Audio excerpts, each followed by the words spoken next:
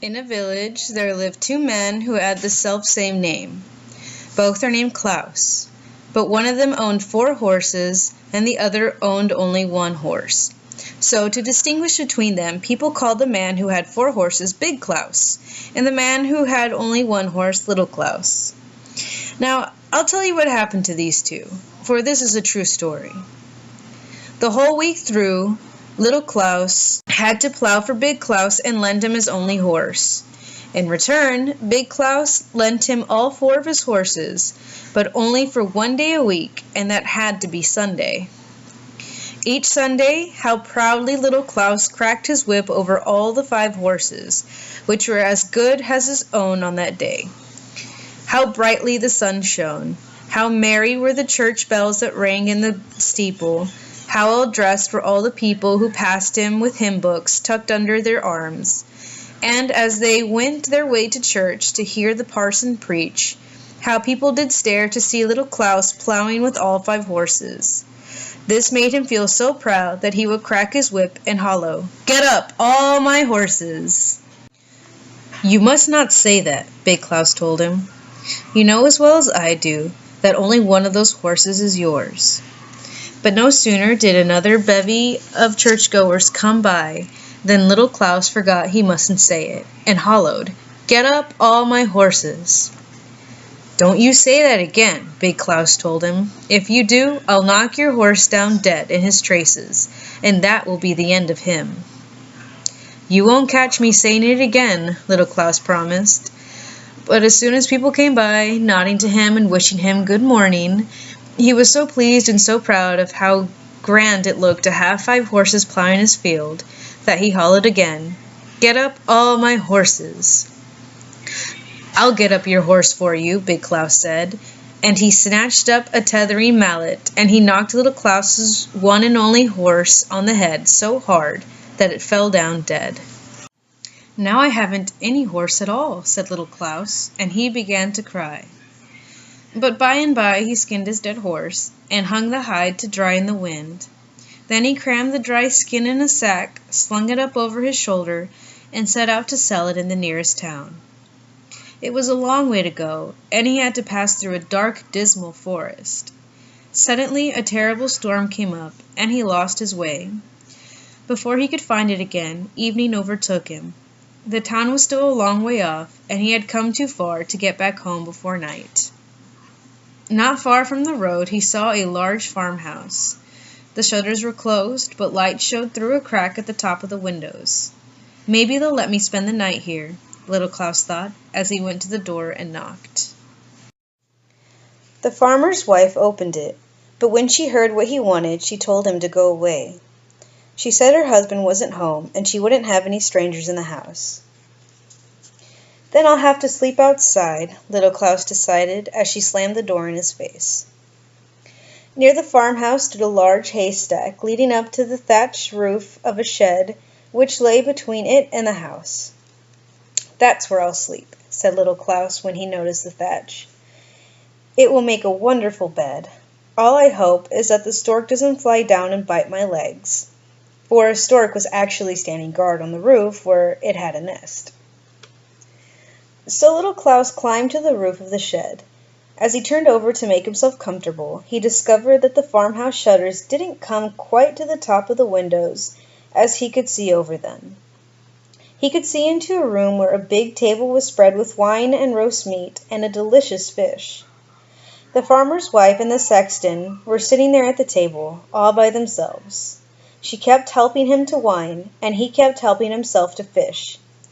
He must have loved fish. "Oh, if only I could have some too," thought Little Claus. By craning his neck toward the window, he caught the sight of a great appetizing cake. Why, they were feasting in there! Just then he heard someone riding down the road to the house. It was the farmer coming home. He was an excellent man except for just one thing. He cannot stand the sight of a sexton. If he so much as caught a glimpse of one, he would fly into a furious rage, which was the reason why the sexton had gone to see the farmer's wife while her husband was away from home. And the good woman could do no less than set before him all the good things to eat that she had in the house. When she heard the farmer coming, she trembled for the sexton, and begged him to creep into a big empty chest which stood in one corner of the room. He lost no time about it, because he knew full well that her poor husband couldn't stand the sight of a sexton. The woman quickly set aside the wine and hid the good food in her oven, because if her husband had seen the feast, he would have asked questions hard to answer. "Oh dear!" Up on the shed little Claus sighed to see all the good food disappearing. "Who's up there?" The farmer peered at little Claus. "Whatever you are doing up there, come into the house with me." So little Claus came down. He told the farmer how he had lost his way, and asked if he could have shelter for the night. "Of course," said the farmer, "but first let's have something to eat." The farmer's wife received them well, laid the whole table, and set before them a big bowl of porridge. The farmer was hungry and ate it with a good appetite, but little Claus was thinking about the good roast meat, that fish, and that cake in the oven. Beside his feet under the table lay his sack with the horsehide, for as we know, he was on his way to sell it in the town. Not liking the porridge at all, little Claus trod on the sack, and the dry hide gave a loud squeak. "Shh!" little Claus said to his sack, at the same time that he trod on it so hard that it squeaked even louder. "What on earth have you got in there?" said the farmer. "Oh, just a conjurer," said little Claus. "He tells me we don't have to eat porridge, because he has conjured up a whole ovenful of roast meat, fish, and cake for us." "What do you say?" said the farmer. He made haste to open the oven, where he found all the good dishes. His wife had hidden them there, but he quite believed that they had been conjured up by the wizard in the sack. His wife didn't dare open her mouth as she helped them to their fill of meat, fish, and cake. Then little Claus trod upon the sack to make it squeak again. "What does he say now?" asked the farmer. "He says," little Claus answered, "that there are 3 bottles of wine for us in the corner by the oven." So the woman had to bring out the wine she had hidden. The farmer drank it till he grew merry, and wanted to get himself a conjurer just like the one little Claus carried in his sack. "Can he conjure up the devil?" the farmer wondered. "I'm in just the mood to meet him." "Oh yes," said little Claus. "My conjurer can do anything I tell him. Can't you?" he asked, and trod upon the sack till it squeaked. "Did you hear him answer? He said yes. He can conjure up the devil, but he's afraid we won't like the look of him." "Oh, I'm not afraid. What's he like?" "Well, he looks an awful lot like a sexton." "Huh," said the farmer. "As ugly as that? I can't bear the sight of a sexton. But don't let that stop us. Now that I know it's just the devil, I shan't mind it so much. I'll face him, provided he doesn't come near me. Wait while I talk with my conjurer." Little Claus trod on the sack and stooped down to listen. "What does he say?" "He says for you to go and open that big chest in the corner, and there you'll find the devil doubled up inside. But you must hold fast to the lid so he doesn't pop out." "Will you help me hold it?" said the farmer. He went to the chest in which his wife had hidden the sexton. Once frightened, now terrified, the farmer lifted the lid a little, and peeped in. "Ho!" he sprang back. "I saw him, and he's the image of our sexton, a horrible sight."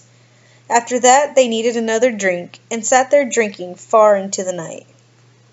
"You must sell me your conjurer," said the farmer. "You can fix your own piece. I'd pay you a bushel of money right away." "Oh, I couldn't do that," little Claus said. "Just think of how useful my conjurer is." "But I'd like so much to have him," the farmer kept begging to buy it.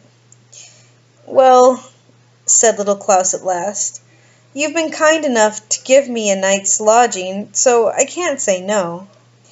You shall have my sack for a bushel of money, but it must be full to the brim."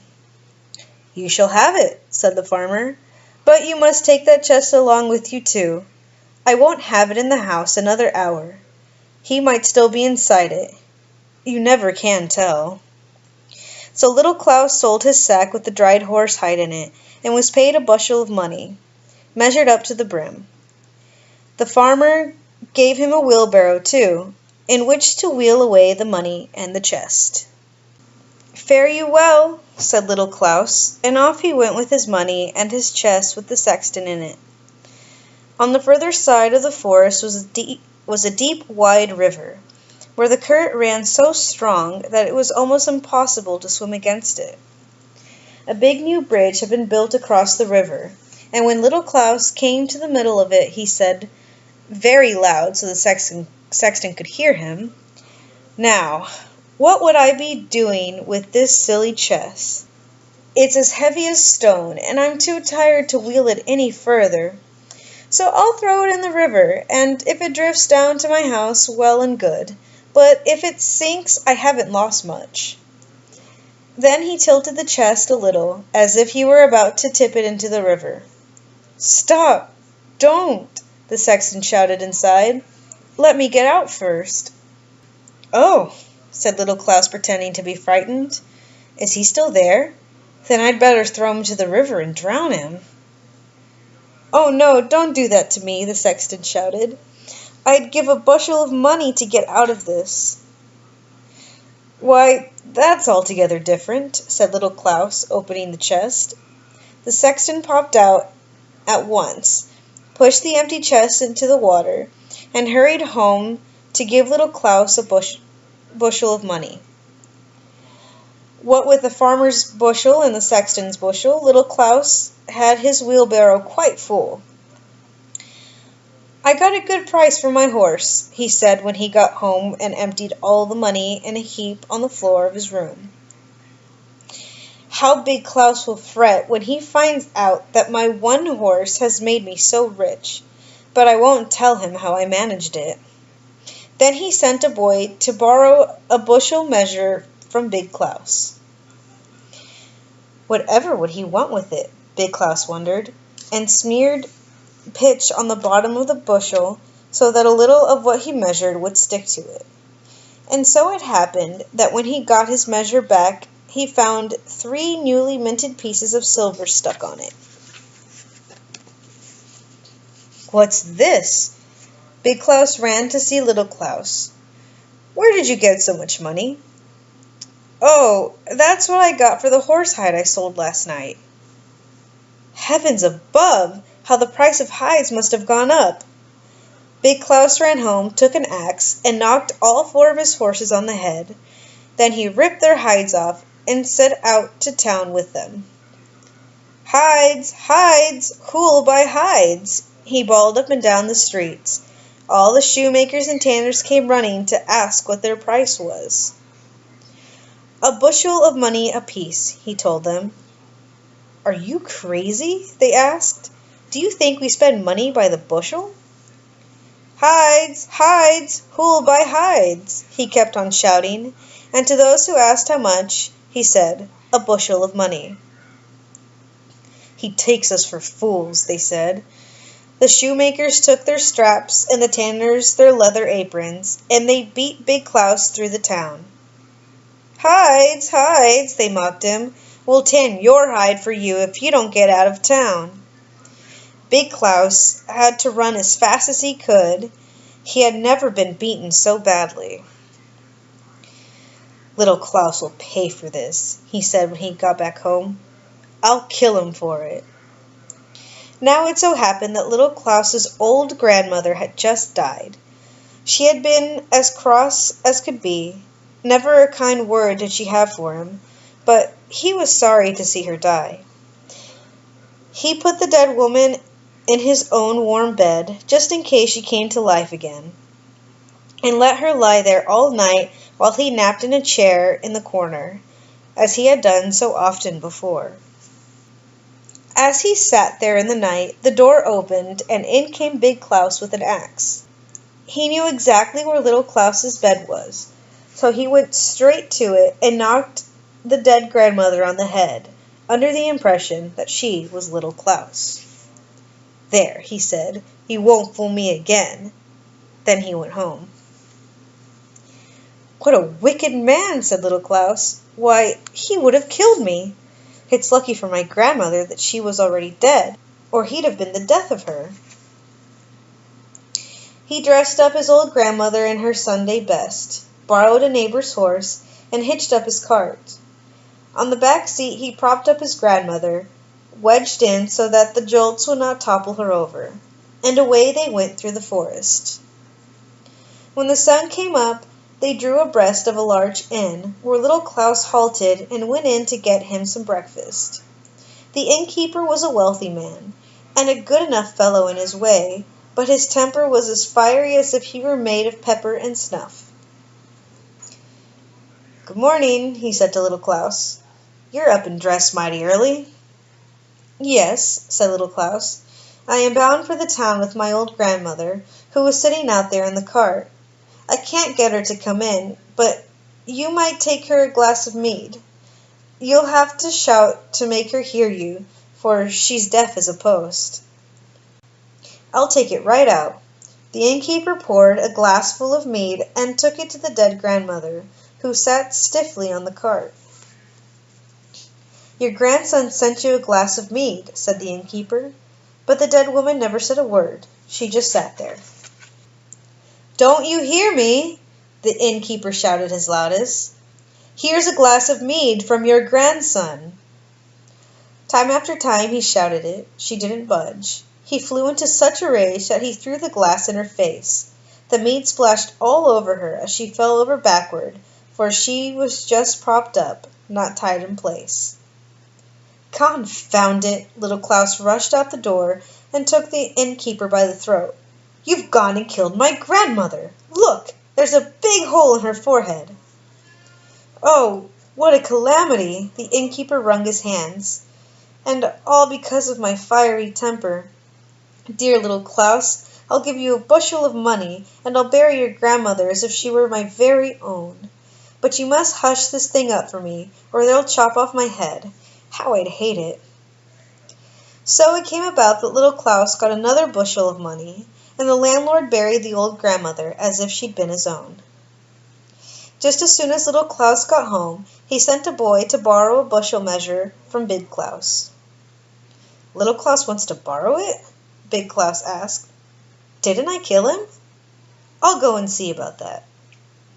So he himself took the measure over to Little Klaus. "Where did you get all that money?" he asked when he saw the height of the money pile. "When you killed my grandmother instead of me," Little Klaus told him, "I sold her for a bushel of money." "Heavens above! That was indeed a good price," said Big Klaus. He hurried home, took an axe, and knocked his old grandmother on the head. Then he put her in a cart, drove off to town, and asked the apothecary if he wanted to buy a dead body. "Whose dead body?" asked the apothecary. "Where'd you get it?" "It's my grandmother's dead body. I killed her for a bushel of money," Big Klaus told him. "Lord," said the apothecary, "man, you must be crazy. Don't talk like that, or they'll chop off your head." Then he told him straight he had done a wicked deed, that he was a terrible fellow, and that the worst of punishments was much too good for him. Big Klaus got frightened. He jumped in his cart, whipped up the horses, and drove home as fast as they would take him. The apothecary and everyone else thought he must be a madman, so they didn't stand in his way. "I'll see that you pay for this," said Big Klaus when he reached the high road. "Oh, won't I make you pay for this, Little Klaus?" The moment he got home, he took the biggest sack he could find, went to see Little Klaus, and said, "You've deceived me again. First, I killed my 4 horses, then I killed my old grandmother, and it's all your fault, but I'll make sure you don't make a fool of me again." Then he caught Little Klaus and put him in the sack, slung it up over his back, and told him, Now I shall take you and drown you." It was a long way to the river, and little Klaus was no light load. The road went by the church, and as they passed, they could hear the organ playing and the people singing very beautifully. Big Klaus set down his sack just outside the church door. He thought the best thing for him to do was to go in to hear a hymn before he went any further. Little Klaus was securely tied in the sack, and all the people were inside the church, so Big Klaus went in too. Oh dear, little Klaus sighed in the sack. Twist and turn as he might, he could not loosen the knot. Then a white-haired old cattle drover came by, leaning heavily on his staff. The herd of bulls and cows he was driving bumped against the sack little Klaus was in, and overturned it. "Oh dear," little Klaus sighed, "I'm so young to be going to heaven." "While I," said the cattle drover, "am too old for this earth, yet heaven will not send for me." "Open the sack," little Klaus shouted. "Get in and take my place. You'll go straight to heaven." "That's where I want to be," said the drover, as he undid the sack. Little Klaus jumped out at once. "You must look after my cattle," the old man said as he crawled in. As soon as little Klaus fastened the sack, he walked away from there with all the bulls and cows. Presently, Big Klaus came out of church. He took the sack on his back and found it light, for the old drover was no more than half as heavy as little Klaus. "How light my burden is, all because I've been listening to a hymn," said Big Klaus. He went on to the deep, wide river and threw the sack with the old cattle drover into the water. "You'll never trick me again," Big Klaus said, for he thought he had seen the last splash of little Klaus. He started home, but when he came to the crossroads, he met little Klaus and all his cattle. "Where did you come from?" Big Klaus exclaimed. "Didn't I just drown you?" "Yes," said little Klaus. "You threw me in the river half an hour ago." "Then how did you come by such a fine herd of cattle?" Big Klaus wanted to know. "Oh, they're sea cattle," said little Klaus. "I'll tell you how I got them, because I'm obliged to you for drowning me. I'm a made man now. I can't begin to tell you how rich I am. But when I was in the sack, with the wind whistling in my ears as you dropped me off the bridge into the cold water, I was frightened enough. I went straight to the bottom, but it didn't hurt me because all of the fine soft grass was down there. Someone opened the sack, and a beautiful maiden took my hand. Her clothes were white as snow, and she had a green wreath in her floating hair. She said, 'So you've come, little Klaus. Here's a herd of cattle for you. But they are just the beginning of my presents. A mile further up the road, another herd awaits you.' Then I saw that the river is a great highway for the people who live in the sea. Down on the bottom of the river, they walked and drove their cattle straight in from the sea to the land where the rivers end. The flowers down there are fragrant, the grass is fresh, and fish flit by as birds do up here. The people are fine, and so are the cattle that come grazing along the roadside." "Then why are you back so soon?" Big Klaus asked. "If it's all so beautiful, I'd have stayed there." "Well," said little Klaus, "I'm being particularly clever. You remember I said the sea maiden told me to go 1 mile up the road and I'd find another herd of cattle. By road, she meant the river, for that's the only way she travels. But I know how the river turns and twists, and it seemed too roundabout a way of getting there. By coming up on land, I took a shortcut that saves me half a mile, so I get my cattle that much sooner." "You are a lucky man," said Big Klaus. "Do you think I would get me some cattle too if I went down to the bottom of the river?" "Oh, I'm sure you would," said little Klaus. "Don't expect me to carry you there in a sack, because you're too heavy for me. But if you walk to the river and crawl into the sack, I'll throw you in with the greatest of pleasure." "Thank you," said Big Klaus. "But remember, if I don't get a herd of sea cattle down there, I'll give you a thrashing, believe me." "Would you really?" said little Klaus. As they came to the river, the thirsty cattle saw the water and rushed to drink it. Little Klaus said, "See what a hurry they are in to get back to the bottom of the river." "Help me get there first," Big Klaus commanded, "or I'll give you that beating right now." He struggled into the big sack, which had been lying across the back of one of the cattle. "Put a stone in it, or I'm afraid I shan't sink," said Big Klaus. "No fear of that," said Little Klaus. But he put a big stone in the sack, tied it tightly, and pushed it into the river. Splash! Up flew the water, and down to the bottom sank Big Klaus. "I'm afraid he won't find what I found," said Little Klaus, as he herded all his cattle home.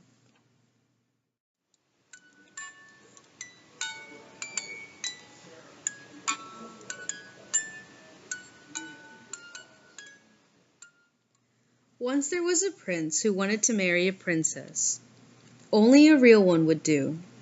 So he traveled through all the world to find her, and everywhere things went wrong.